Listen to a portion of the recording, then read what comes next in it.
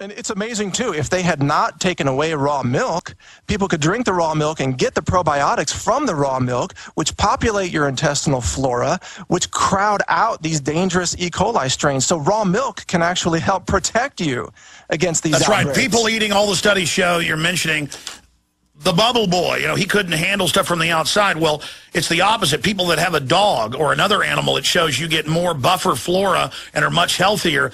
It's the kids that play in the dirt that are healthier throughout life. That's right. All these people eating dead foods have dead stomachs and are wide open to invading bacteria.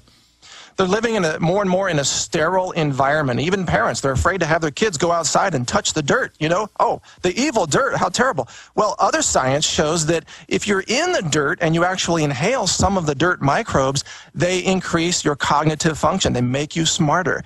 And they also boost your immune function. We need more probiotics. We need more living foods. But instead, the global elite, they're just taking them away one by one, destroying the markets. Do they know why breathing in dirt, as I saw that New Scientist report on that last year, why breathing microbes in dirt makes you smarter? I guess it triggers some enzyme reaction, or the olfactory is excited by it and it causes neural connections to open. I know they don't know why. I'm speculating. Mike Adams, naturalnews.com. Stay with us. Final segment straight ahead right here on the GCN Radio Network. A ton of key news at GCNlive.com. I want to remind new listeners that over 4,000 American foster children in the 1940s, 50s, and 60s were radiated to death knowingly in radiation tests by the U.S. government. Europe did the same thing. Israel did the same thing. Israel, to their children as well. You think Israel doesn't care about mowing down Palestinians. They don't care about frying their own kids. Same thing with our government. You know about the syphilis and the black men shooting them up with it. Now you know about it in Latin America, shooting the kids up. The UN constantly caught giving people polio, claiming it's a vaccine. So, of course, they would release a weaponized E. coli. In fact, it even came out that back, what was it, in 2001 or 2000, the British government had done a drill and was the source of the weaponized foot and mouth. That was used to target and knock out so many of the farmers there. So, yes, these are ruthless killers who want a scientific dictatorship.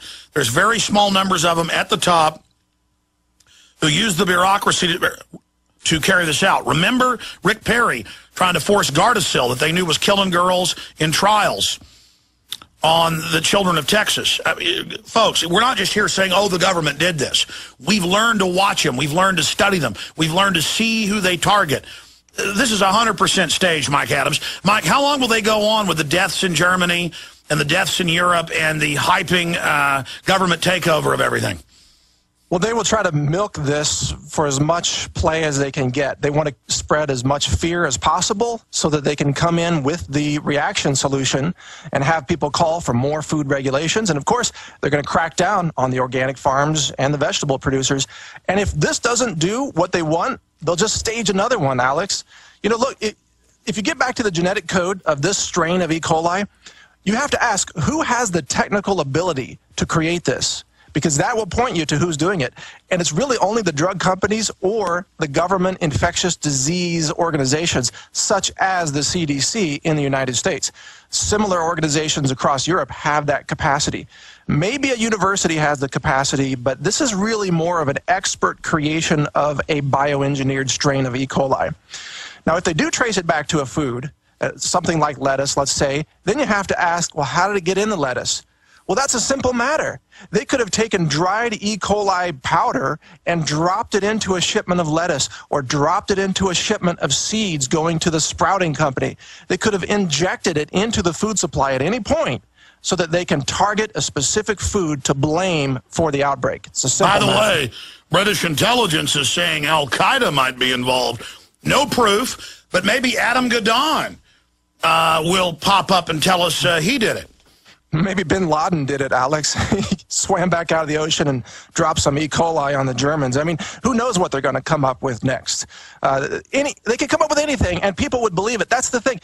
People are believing this in the mainstream, but of course, fortunately, more and more people are waking up in the alternative media and realizing that that story doesn't make sense. The real story is the story that we're explaining here. This has been engineered. Well, what's the tipping point, though, when the alternative becomes the mainstream? I see that beginning to happen, and that's why the ruling establishment, the social engineers, are bum-rushing society on every front. That's why old Hades is starting to break loose. They're attempting to create enough chaos to pose as saviors to keep themselves in place.